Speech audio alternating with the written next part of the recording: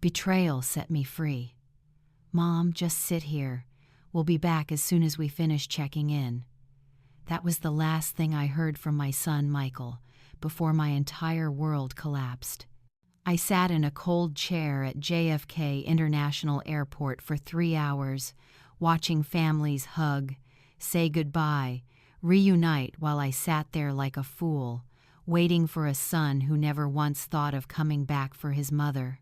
3 hours earlier, when we arrived at the New York airport, I had been the happiest mother alive.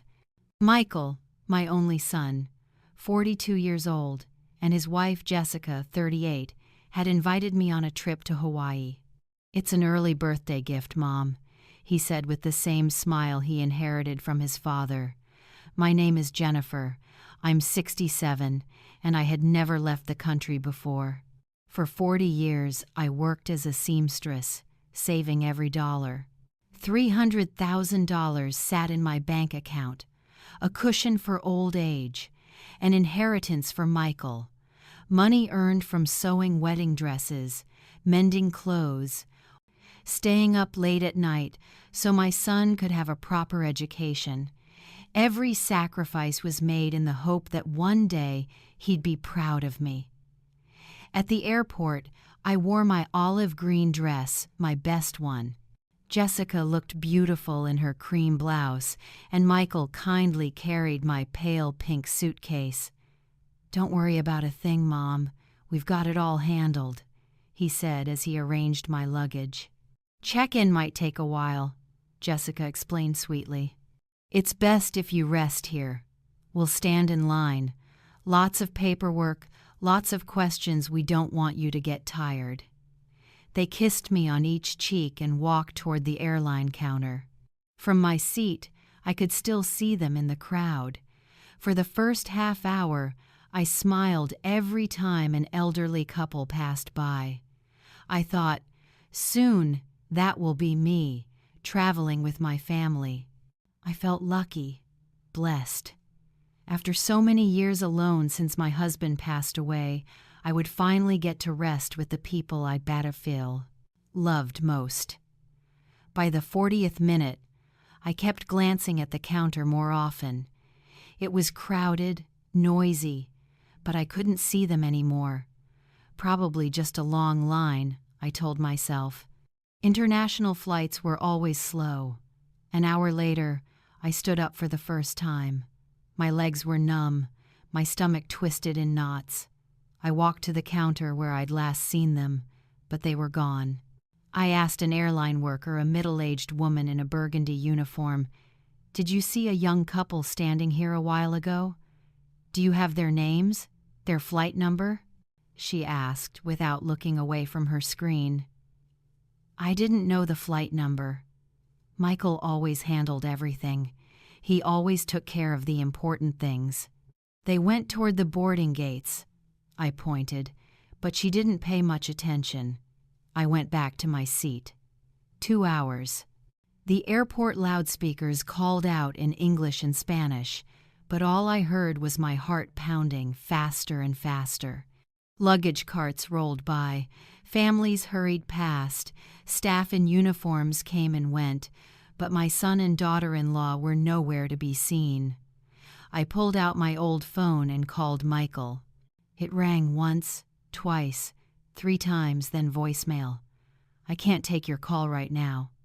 His cheerful voice felt like a slap against my rising panic.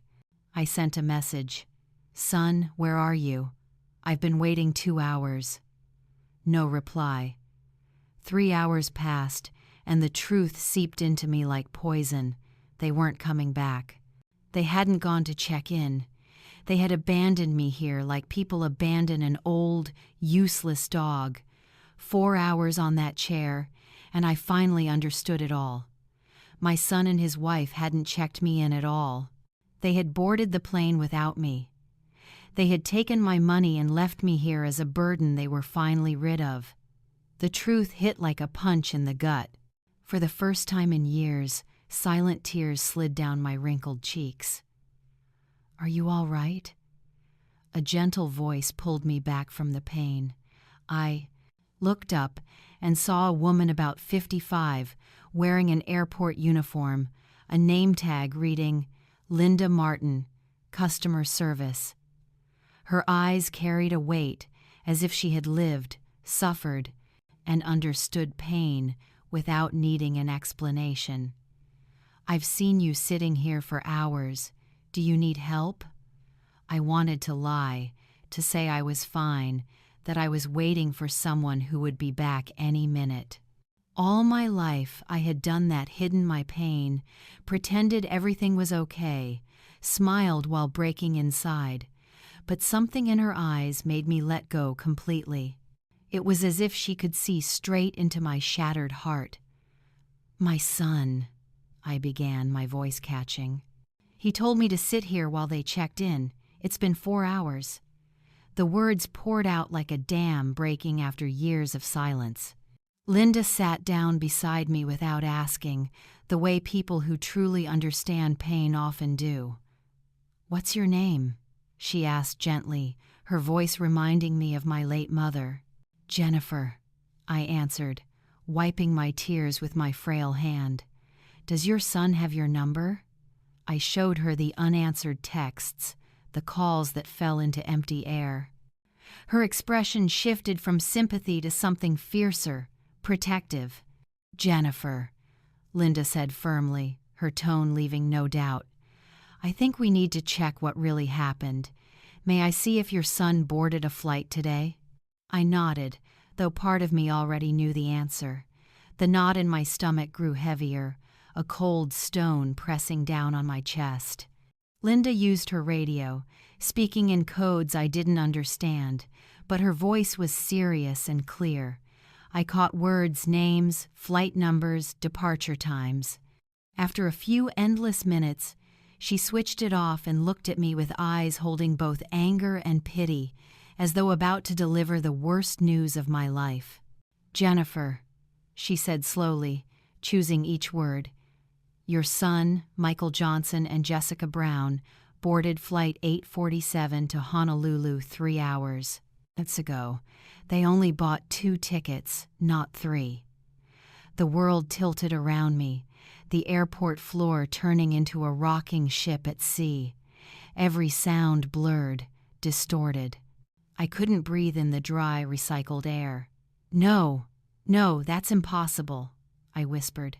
My voice sounded foreign, like someone else's. "He invited me.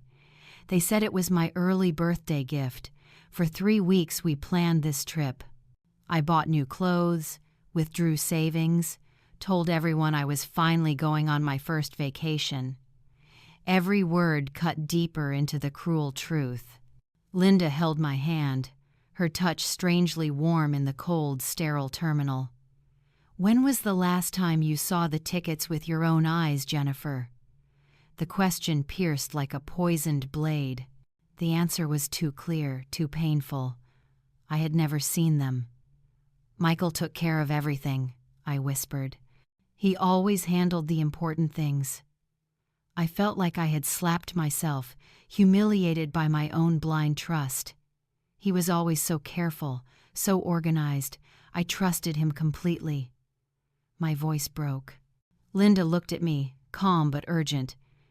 "Do they have access to your bank account?" My heart stopped. The question rang in my head like a fire alarm. 6 months ago, when Michael and Jessica moved into their new house and were struggling with their mortgage, I had given him access to one of my main accounts to make transfers if needed. "Only for emergencies," he said, smiling just like his father. "This way you won't have to carry much cash. It's safer. And if anything ever happens, I can help right away." It had sounded so reasonable I never doubted it. With shaking hands, I opened my banking app. The screen blurred not from my glasses, but from the tears falling. My main account, 40 years of labor, showed a series of withdrawals from that very morning, while I'd been happily eating breakfast, dreaming of Hawaii's turquoise waves, thinking of how proud my late husband would be to see his family together. First transfer, $50,000 to Michael Johnson. Memo, family vacation, luxury hotel. Second transfer, $30,000 to Jessica Brown. Memo, tours and spa. And it went on, like knife after knife. $40,000 for first-class tickets, $5,000 for a private tour, $8,000 for shopping, $15,000 for insurance and extras. In total, they had drained $248,000 that morning, leaving only $1,000 in my account. 40 years of work, waking at 5 a.m. to sew dresses, staying up until 11 p.m. to hem gowns, denying myself every little joy to save $1. All gone in 6 electronic transactions, while I spread jam on toast and dreamed of coconuts and ocean breezes. "Oh, Lord," I whispered, nearly dropping my phone. My vision dimmed, not only from tears but from dizziness, as if the world spun too fast and I could no longer stay upright. Linda carefully took my phone, reading the screen in silence. Her expression changed completely from maternal pity to the fierce anger of a lioness defending a wounded cub. "Those bastards," she hissed, her voice sharp with rage. Then she turned to me, both firm and tender. "Jennifer, this is outright theft. Your own son stole from you and abandoned you as if you were worthless." Her words rang like a funeral bell, marking the death of every shred of trust I had left in my family. My son, the baby I nursed for 2 years because the doctor said it was best for him. The child I walked to school on his first day, when he clung to my skirt, crying. The young man I supported through an expensive private business school. The husband I helped with a down payment on his first house with Jessica. He was the one who emptied my life savings and left me at an airport like trash. "I can't believe it. I can't," I repeated in despair. But Linda moved with the steady precision of someone who had seen tragedies before. "Do you have any other accounts or cards he doesn't know about?" she asked, her voice urgent but calm, knowing every second mattered. Luckily, I had a small secondary savings account at another bank with $30,000 meant for true emergencies like illness or disaster. Michael didn't know about it. I had opened it after he married Jessica, at my sister's advice, who always said women should never put all their eggs in one basket, especially when it comes to money. "Thank God," I whispered, logging in and seeing the balance untouched. "We need to act now," Linda said, helping me to my feet, her hand strong and steady. "We're going to call the bank right this moment and report this fraud. We'll also freeze all cards linked to that account before they drain the rest." Her determination gave me a fragile strength, even as my world collapsed like a sandcastle in a storm. As we walked toward the airport administration office, my legs trembled, but I kept moving, guided by Linda's protective hand at my back. I couldn't stop thinking about all the signs I had ignored over the past months, the questions about money, the excuses for not visiting, the way Jessica looked at me when she thought I wasn't watching, her eyes calculating as if tallying up my worth. Conversations stopped abruptly when I stepped into the room. The whispers were clearly not meant for my ears. How long had they been planning this? How many nights had they lain side by side, plotting how to get rid of the inconvenient old woman and take my money? They had mocked my trust, joked about how easy it was to lure me in with the promise of a family vacation. "We can make the calls in private here," Linda said, opening the door to a small room that smelled faintly of stale coffee and printer paper. "Sit down, take a deep breath. We'll handle everything step by step." Her voice carried the steady calm of a professional, exactly what I desperately needed. My hand trembled as I dialed the customer service line at the bank. The cheerful hold music felt painfully out of place while my life was collapsing. "Good morning, National Bank. This is Andrew. How can I help you today?" The young man's voice sounded strangely ordinary, and it took everything in me to say, "I need to report fraudulent transactions." I tried to sound steadier than I felt. My son was given access to my account, but he transferred $248,000 without my knowledge or consent. The words sounded as if they belonged to someone else. "I understand, ma'am. I'm very sorry to hear that. I'll connect you with the Fraud and Dispute Department. They'll be able to assist you more effectively with this sensitive matter." The line clicked, and an older woman's voice came on. "Mrs. Jennifer, this is Lydia from the Fraud Department. I've just reviewed your account and I see the transactions you're referring to. They were made this morning using the access you had granted. However, we can immediately freeze the account and open an official investigation." "Can I get my money back?" I asked, like a drowning person reaching for a lifeline. "That's everything I have. I worked 40 years to save it." My voice broke. Linda squeezed my shoulder gently to steady me. "We'll do everything we can, ma'am. Since the receiving accounts are within our banking system, we can request that the funds be frozen right away. We'll also need you to file an official report with the authorities regarding the unauthorized use of your account access." Lydia sounded professional yet empathetic, as though she had handled countless cases like mine. As she explained the legal steps and forms, a cold fury rose inside me stronger than anything I had ever felt. Not just because of the money, though it was my entire life's work, but because of the betrayal, the humiliation of being preyed upon by the very person I trusted most. Michael and Jessica were now in Hawaii, likely laughing at how easily they had fooled the foolish old woman. Perhaps they were already checked into a 5-star hotel, sipping French champagne with my money, while I sat huddled in an airport, crying over being deceived. But during that call, something inside me shifted. Despair was giving way to something more dangerous. Determination. If they thought I would sit quietly weeping while they burned through the money I had worked my whole life for, they were dead wrong. "Jennifer," Linda said when I hung up, "there's one more thing we must do immediately, before it's too late." Her tone changed, secretive and deliberate. "Do you have access to a secondary account? One they don't know about?" I nodded and opened my phone.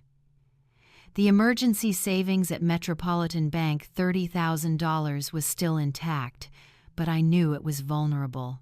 "If Michael learns about this account, he won't hesitate to drain it," Linda said urgently. "We need to move it into a new account at a different bank, somewhere untraceable." The idea scared me and reassured me at the same time. For 67 years, I had been the one who followed rules, trusted the system, never schemed or rebelled. But in that cold little room, with my heart in pieces, I discovered a fierce part of myself I had never known. "How do we do it?" I asked. My voice sounded different, firmer. Linda smiled for the first time since I met her. It was the kind of smile that carried strength, as though she had been waiting for me to rise up. "I know someone at Community First Bank who can open a new account right away. No red tape. My sister-in-law has worked there for 20 years. While Linda made the call, I sat quietly, replaying everything from the past 5 hours. This morning I had been a naive grandmother, excited about her first trip abroad. Now I was a betrayed woman learning to protect herself from her own family. The shift was so abrupt it felt like I was living in someone else's body. "All set," Linda said after 10 minutes of nonstop calls. "Aurora, my sister-in-law, is waiting for us at the bank. We can leave the airport for about an hour, move the funds, and then return to finish the fraud report." She helped me to my feet, and for the first time since this nightmare began, I felt like I had a true ally, someone fully on my side. The taxi ride to the bank was silent. I stared out the window at the streets of New York, the same streets Michael had once walked with me countless times as a child. When he trusted me completely, when I was his hero, and he was the very reason I lived. When had that pure bond become so corrupted? When had I stopped being his mother and become his victim? Aurora appeared, a woman in her mid-40s, neatly styled hair, her professional smile softening as Linda explained my situation. "Mrs. Jennifer, I'm very sorry for what you're going through. Sadly, we see cases like this more often than we'd like to admit. It happens that often?"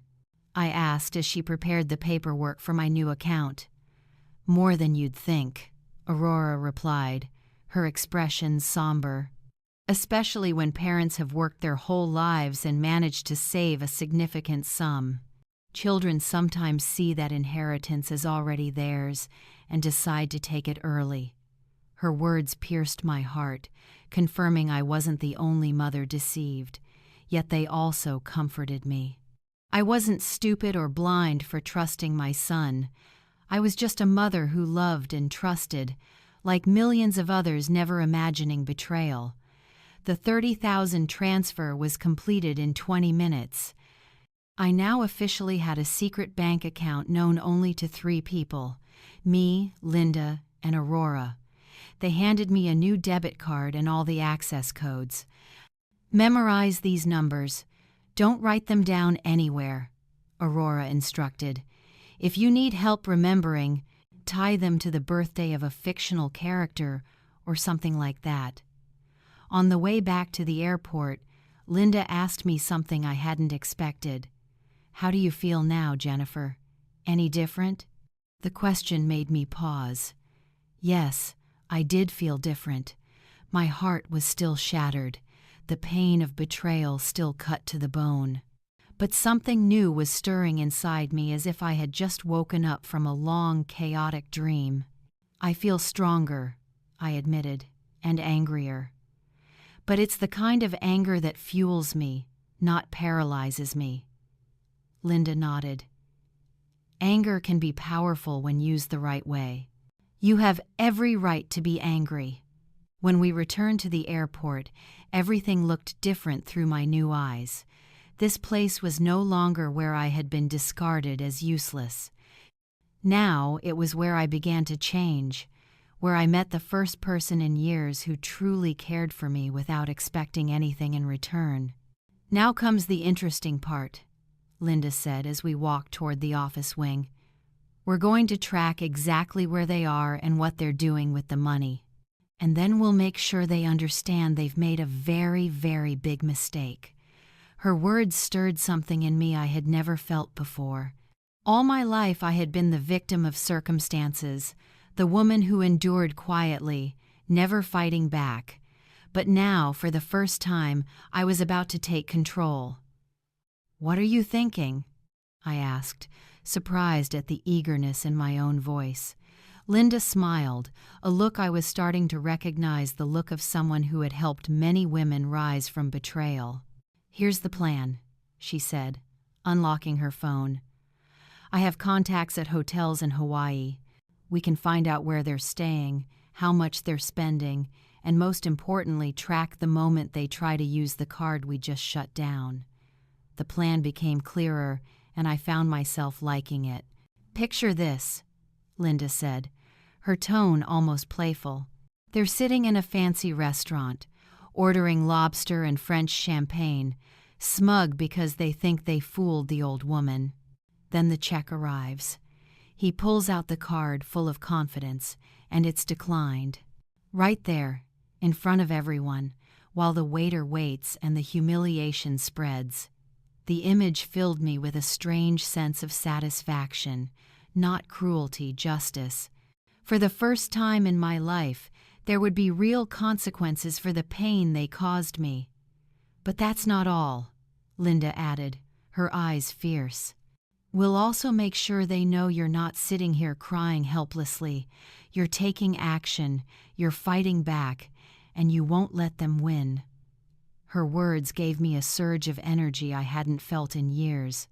For the first time since this nightmare began, I truly smiled. Not a sad smile, not a resigned one, but the smile of a woman who had just discovered she had claws and was ready to use them. "First, we need to confirm where they are," Linda said, dialing a number. "I know someone in the hotel reservation system. If they've been charging things to your card, we can trace it." The way Linda handled everything impressed me deeply. It was as if she had done this before, as if helping betrayed women was her hidden expertise. As we waited for the callback, I sat in the same room where 2 hours earlier I had buried my face in despair. But now, everything had changed. I was no longer the weak woman begging for scraps of kindness. I was someone reclaiming control of her life, and that feeling was overwhelming. "Jennifer," Linda said after hanging up, "we found them. They're at the Grand Oceanside Resort in the presidential suite, 3 nights with breakfast included, booked under the name Michael Johnson. Cost, $45,000. The number hit me like a slap to the face. For 3 nights? That was more than I had earned in an entire year when I was still working. They're living like millionaires on my money," I whispered, fury swelling in my chest like a storm. "Exactly," Linda confirmed. "And that's not all. My contact at the hotel said tonight they've reserved a table at the resort's most expensive restaurant. French cuisine, ocean view, Dom Perignon champagne at $2,000 a bottle."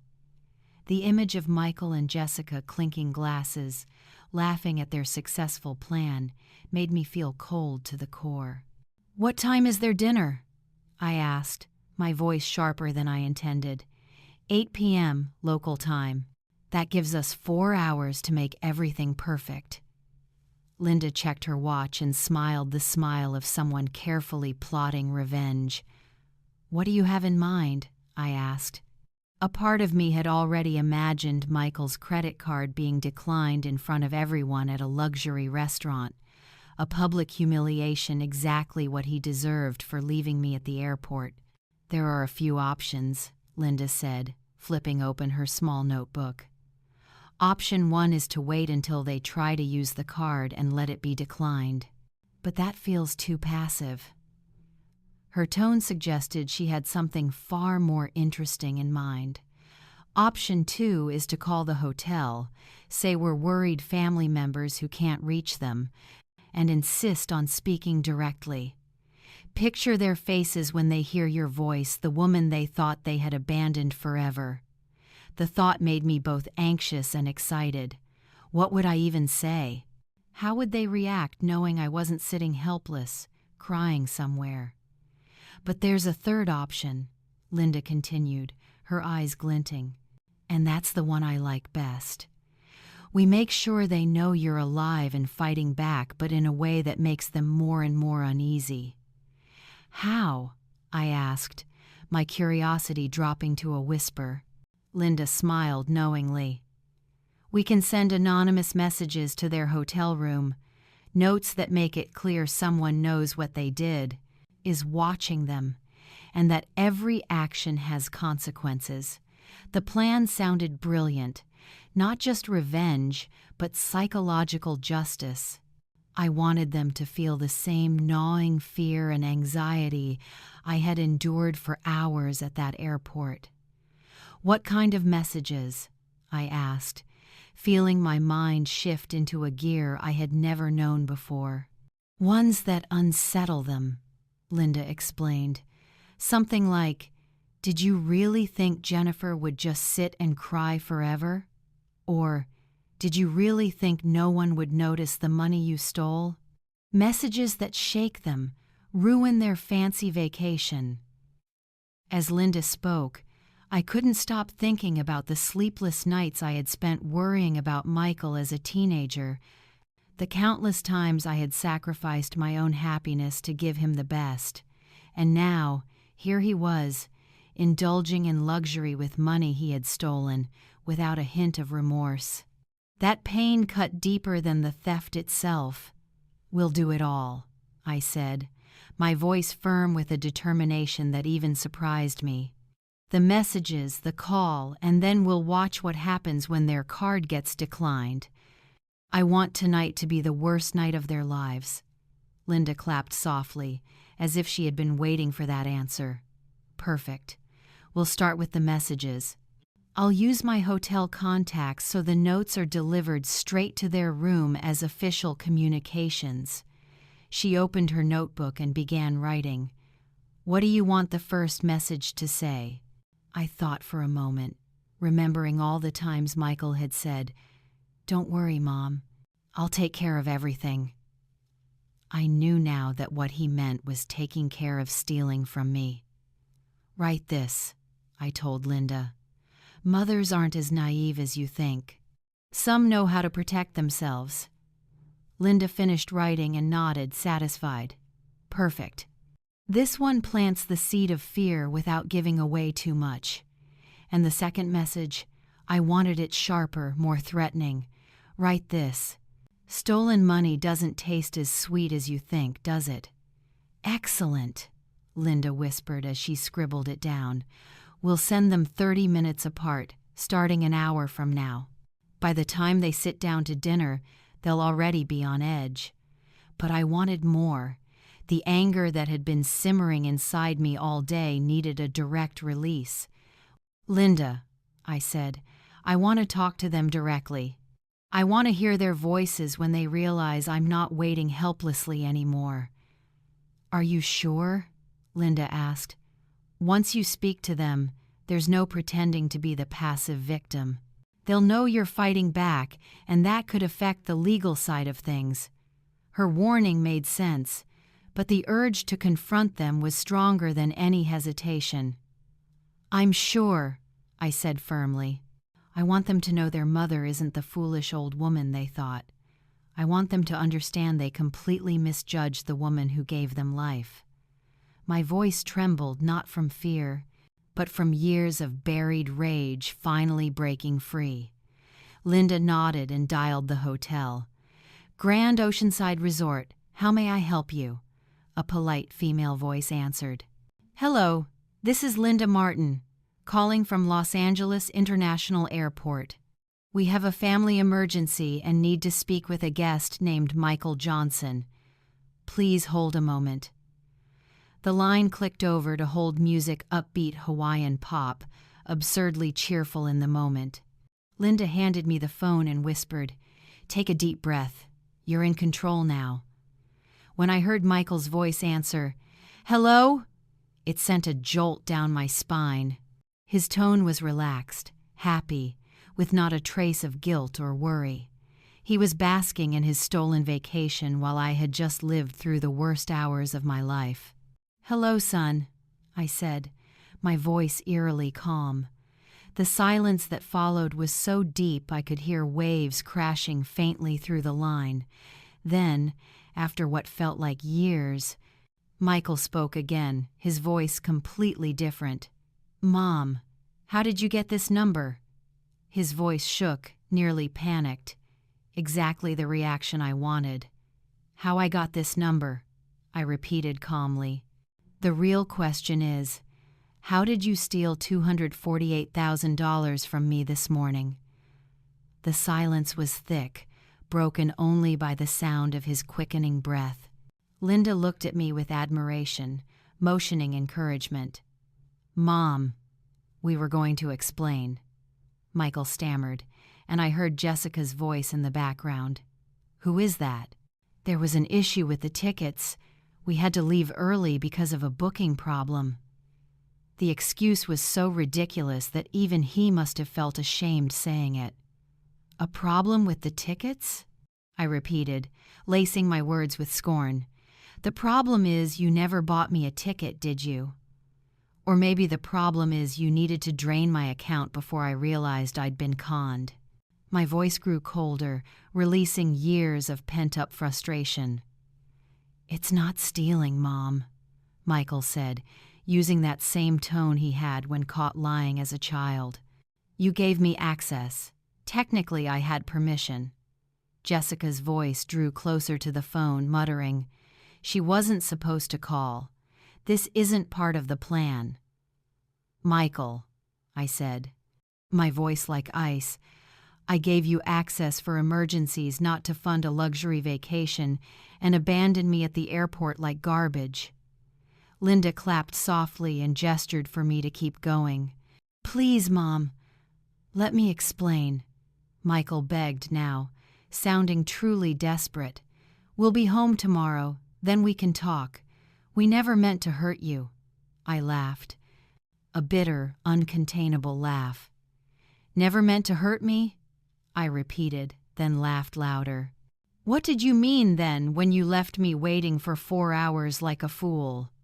What did you mean when you emptied my account to book a $45,000 suite?"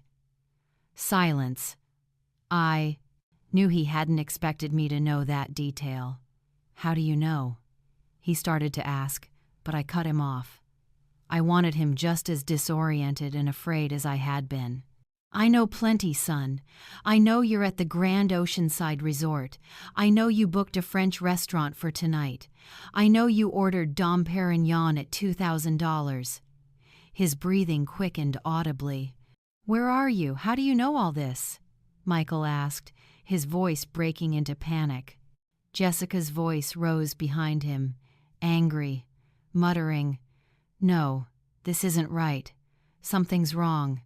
I'm right where you left me," I said, my tone sharp and cold. "But I'm not the helpless old woman you thought I was. When someone is hurt badly enough, sometimes they rise up." "Mom, what do you mean?" Michael stammered. Now his voice was filled with fear, and I felt something I had never felt before. For the first time in my life, I held true power over the one who had hurt me most. "What I mean," I said slowly, "is that tonight's dinner is going to be unforgettable. Hope you enjoyed your day at the beach, because it'll be the last peaceful one of your vacation." Linda signaled it was time to stop, and I nodded. "Mom, wait, don't hang up," Michael pleaded. "Enjoy the champagne, sweetheart. You've earned it." I hung up. My whole body shook, not from fear, but from adrenaline. It felt like I had just run an emotional marathon and won. "Perfect," Linda exclaimed, clapping for real this time. "You've thrown them completely off balance. Now they'll spend hours wondering, what else does she know? What is she going to do next?" Her excitement spread to me. For the first time all day, I truly felt strong. "And this," Linda continued, checking her watch, "is only the beginning. Now comes the room messages and the big surprise at dinner." Her plan was unfolding like a perfectly staged play, and for the first time in my life, I was the leading role. Over the next 30 minutes, Linda coordinated with her contacts in Hawaii. The first message was delivered to their room at 4 p.m. local time. "Mothers aren't as naive as you think. Some know how to protect themselves." The messenger reported that Michael went pale, then obsessively checked the door lock. The second message arrived at 4:30. "Stolen money doesn't taste as sweet as you think, does it?" Jessica screamed when she read it, and the two of them rushed out to the balcony, whispering furiously while glancing back as if someone was watching. "It's 5:30, Linda announced. "Time for the final note before dinner." This one was my idea, distilled from 40 years of being underestimated. Never underestimate a betrayed mother. We are more connected than you realize. By 7:30, as we waited for confirmation they had gone down to the restaurant, I realized something important. For the first time in decades, I felt truly alive. Not just from the thrill of revenge, but because I was finally seizing control of my own life after years of submission. "Jennifer," Linda suddenly asked, "when was the last time you truly felt strong, in control of your own destiny?" The question stopped me in my tracks. Never, I admitted without hesitation. I had always been the one to accept, to adapt, to wait for others to decide. Even with my husband a good man, I was only ever following his plans. Linda nodded, as if she had been waiting for that exact answer. That changes today.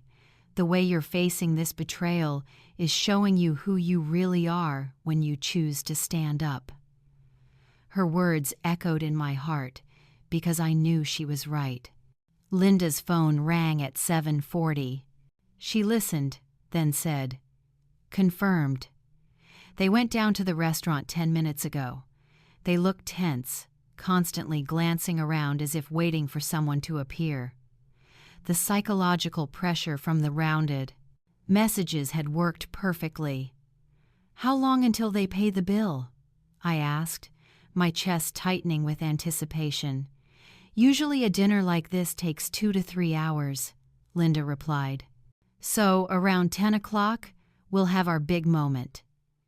The next 2 hours were the longest of my life, but also the most exhilarating.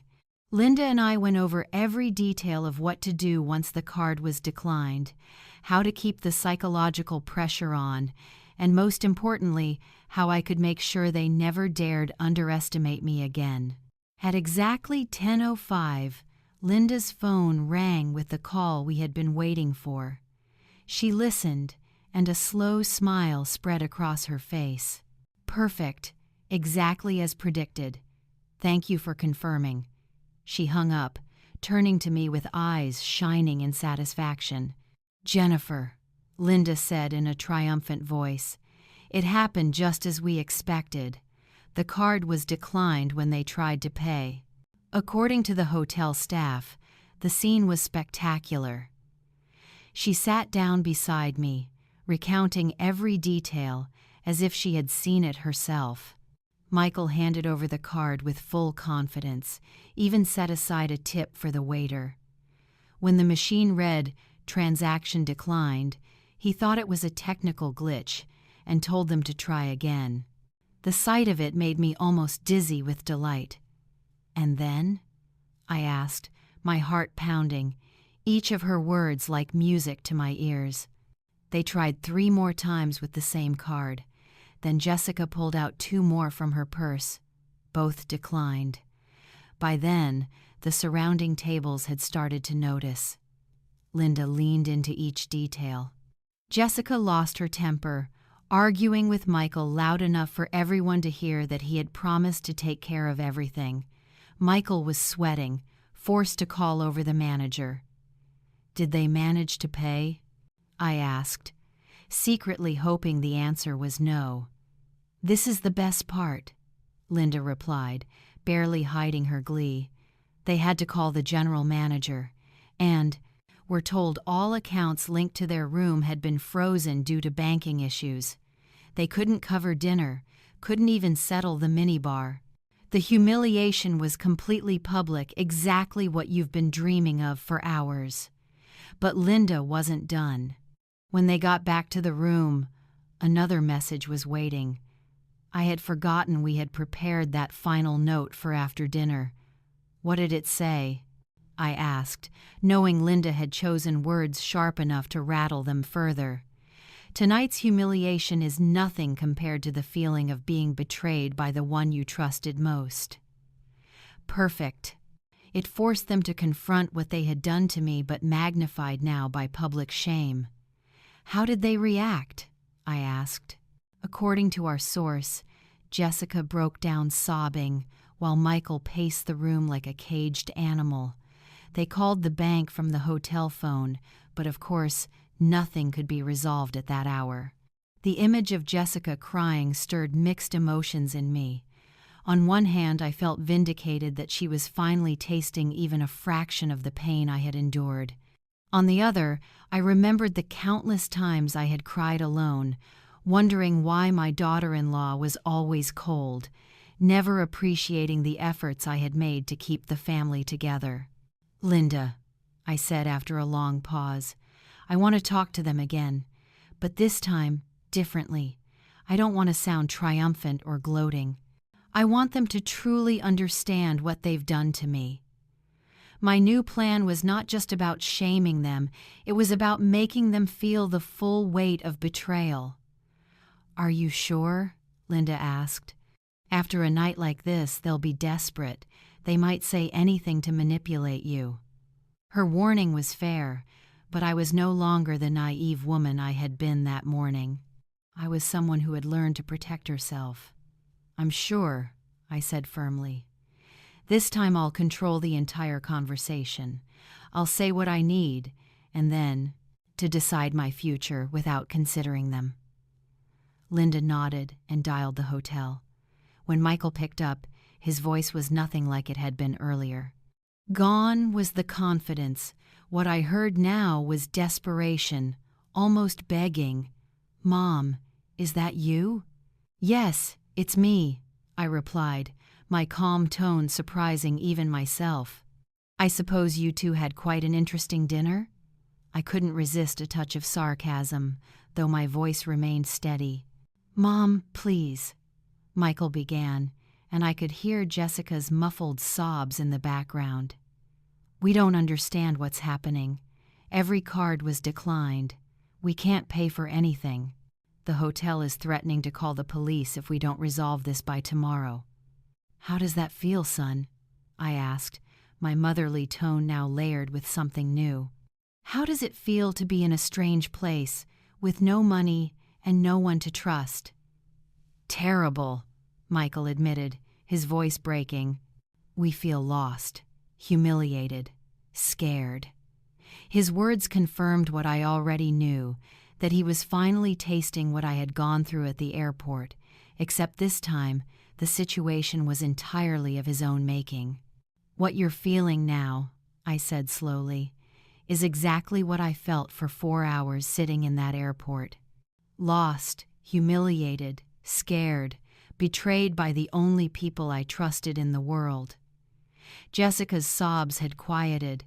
I could tell she was listening intently.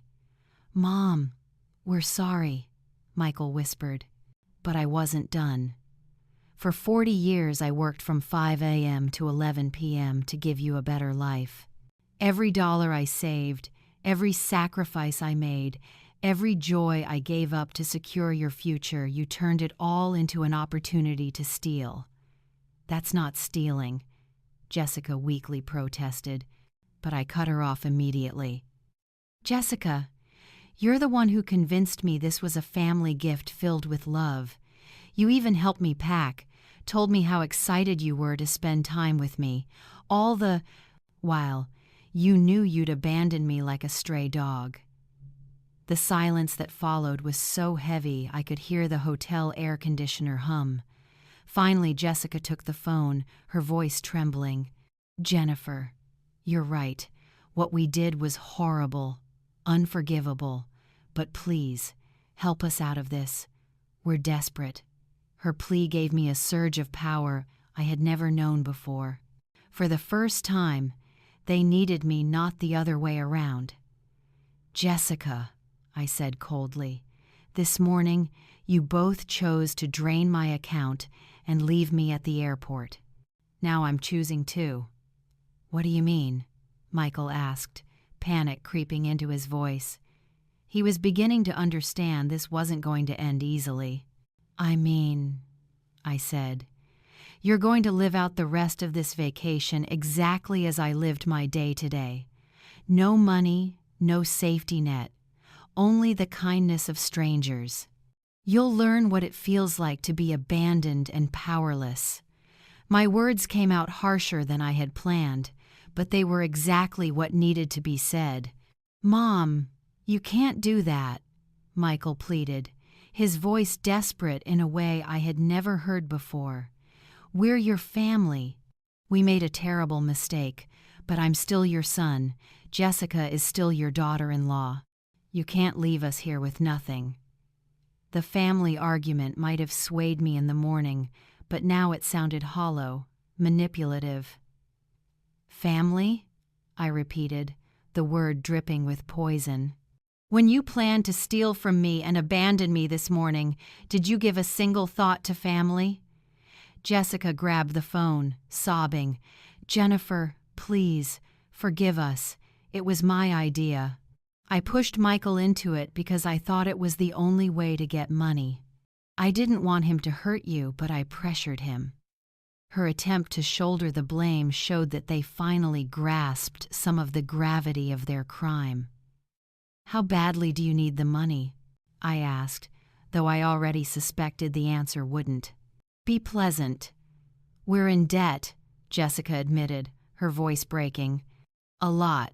The mortgage is 3 months behind, 5 credit cards maxed out, the bank's threatening foreclosure if we don't pay by the end of the month."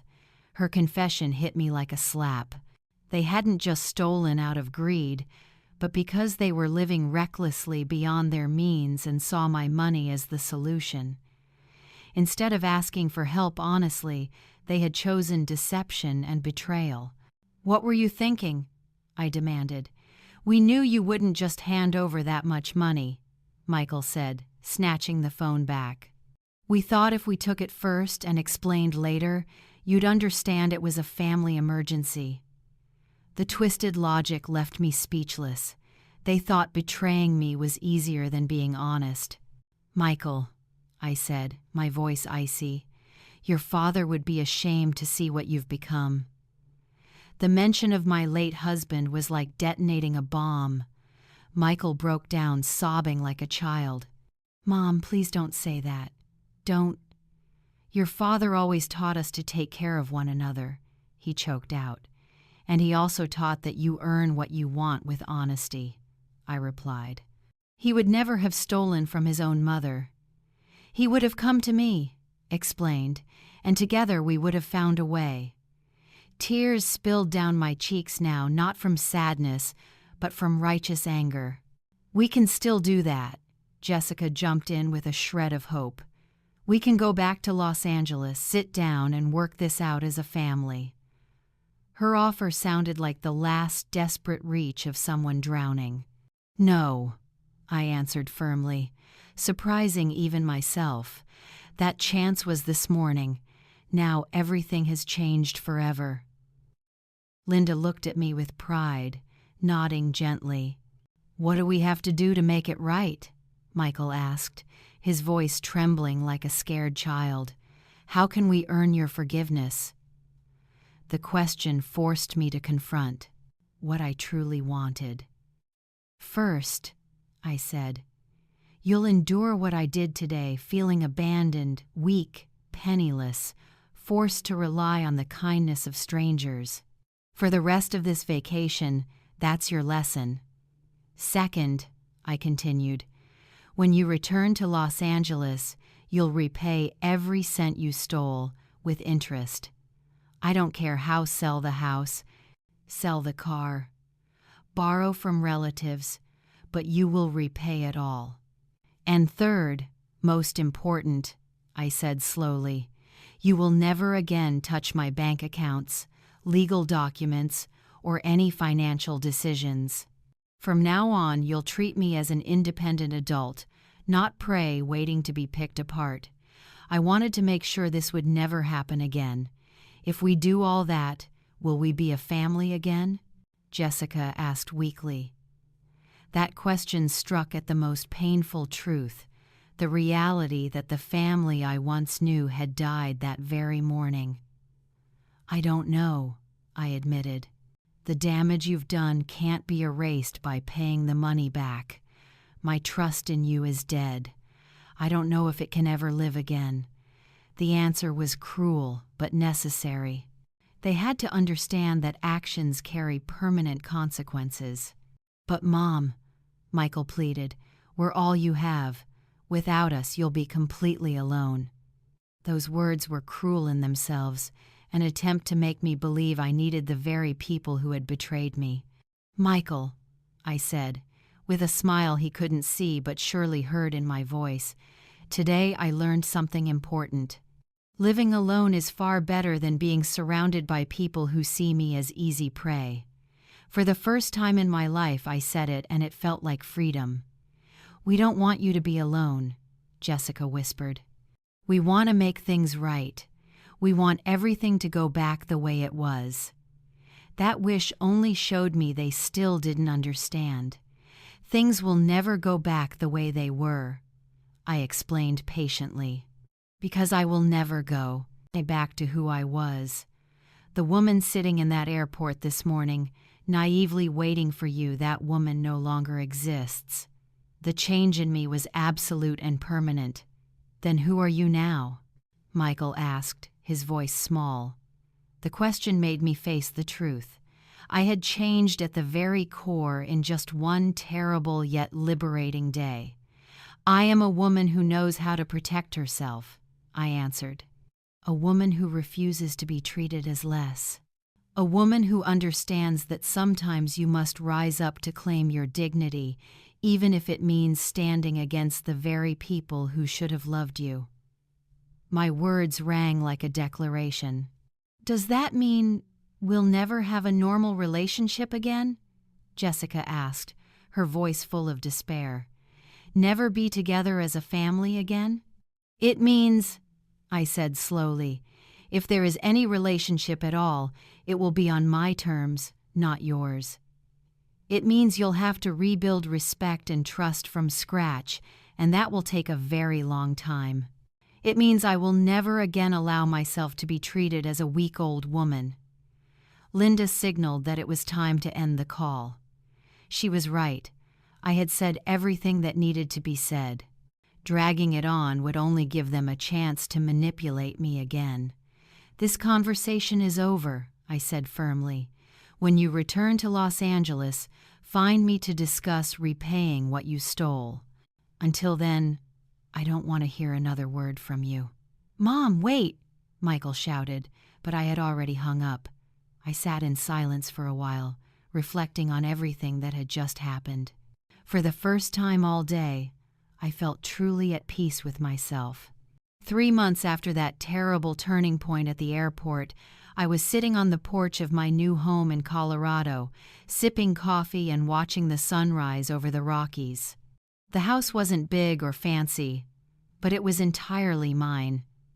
I bought it with part of the money reclaimed from Michael and Jessica they had been forced to sell. Their house and car, to pay back the $248,000 they stole. Linda visited every Sunday. Now she wasn't just the one who had helped me through my darkest hour, she was my closest friend, the sister I had always longed for. Today was no different. At exactly 10 a.m., she would arrive with cheesecake from the town bakery and tell me stories from the airport. Sometimes she shared about other women she had helped, women also betrayed by their families, who found strength in her just as I had. Do you know what I love most about our friendship? Linda asked last Sunday, while we watered my little rose garden. It was born from your worst moment, but it has given us some of our best. She was right. If Michael and Jessica hadn't betrayed me, I might never have known what true friendship was, or discovered the strength within myself. My relationship with them remained complicated, and maybe always would. They visited me once a month, always on the last Saturday, always on time, never staying more than 2 hours. Jessica often apologized through tears, but her emotional performances no longer moved me. Michael seemed genuinely regretful, but I knew it was more about the consequences he faced than the pain he had caused me. Do you forgive them? Marion, my new neighbor, asked a few weeks ago. She was 62, freshly divorced after 30 years of marriage, and she too knew what it meant to rebuild life in later years. It's not about forgiving or not, I explained as we drank tea in my garden. It's about protecting myself and living on my own terms. The truth was, I had built an entirely new life, something that naive Jennifer at the airport would never have dared to imagine.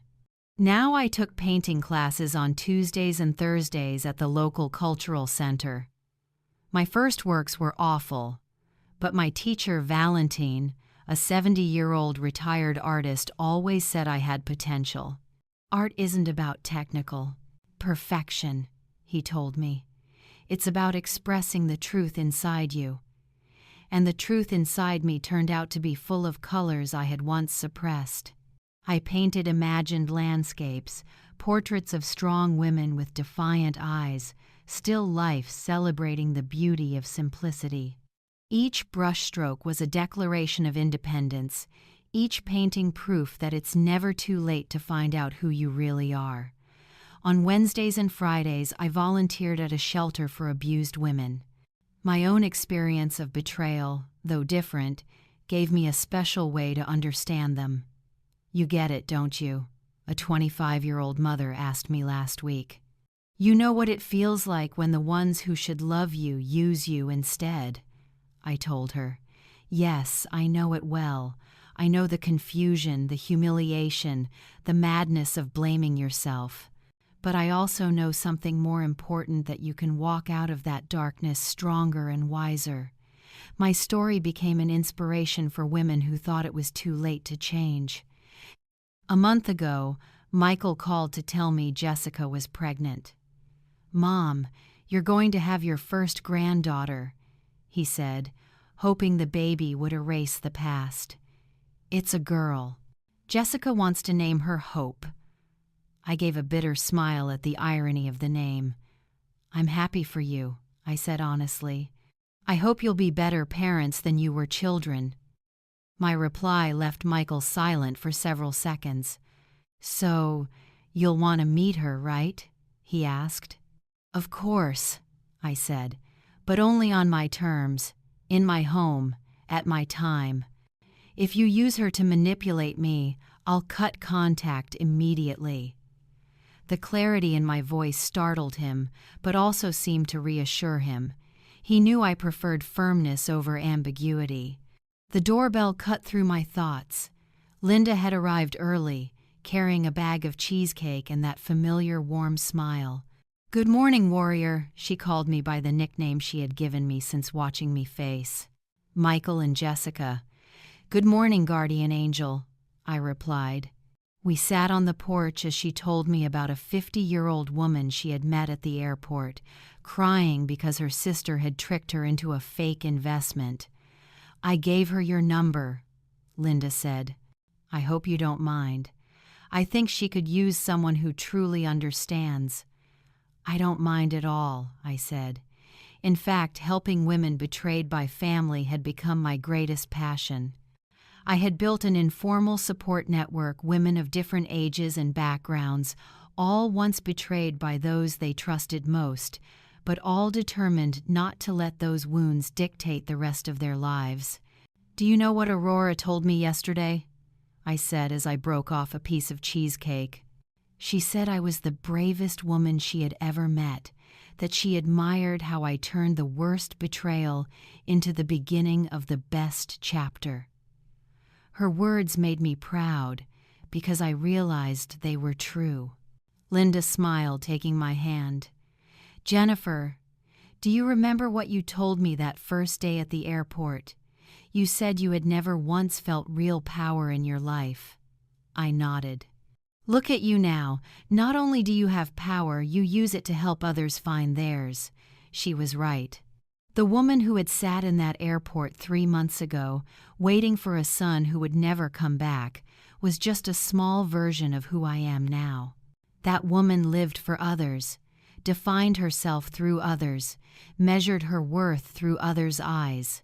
The woman today lives for herself, defines herself through her own achievements, measures her worth by her happiness and peace of mind. Do you ever regret it?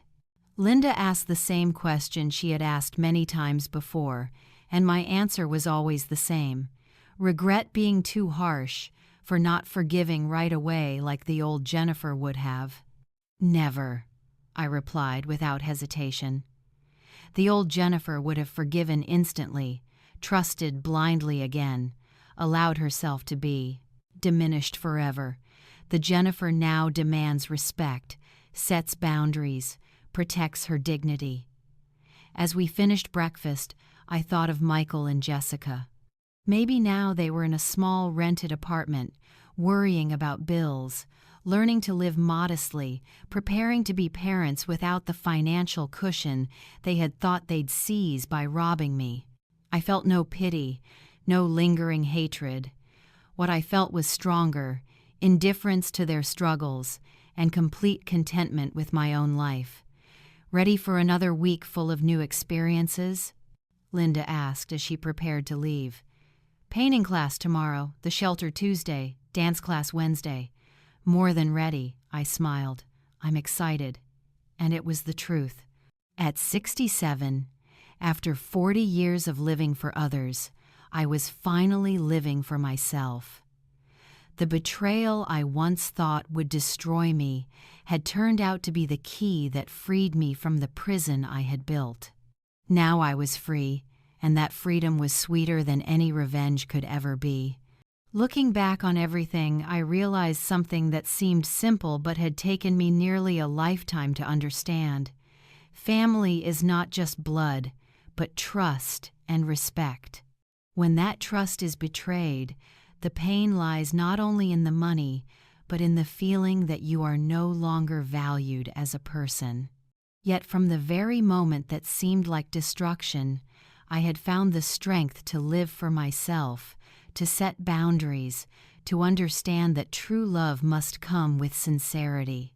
Perhaps all of us have faced betrayal, big or small, and asked ourselves, "Can I rise again?"